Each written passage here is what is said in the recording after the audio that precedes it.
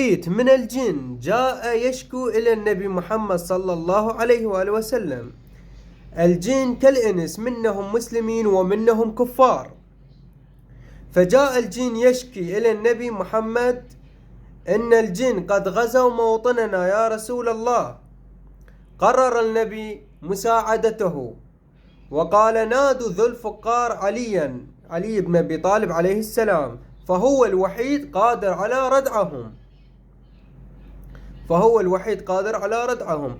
أتى عليا عليه السلام متجهزا شاهرا سيفه، عندما رآه الجن هرب منه خائفا. الجن شاف الإمام علي هرب منه خائفا. اختبأ الجن خلف النبي محمد صلى الله عليه وآله وسلم خائفا. قال النبي: ما بك يا هذا؟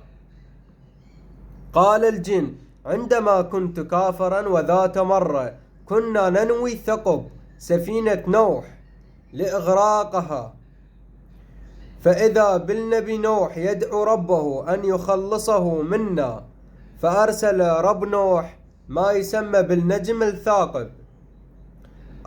الجن قال: أقسم إن النجم الثاقب هو الذي دمرنا، هو هذا الرجل، فأحمنا منه. قصد على علي ابن أبي طالب عليه السلام. فأحمنا منه.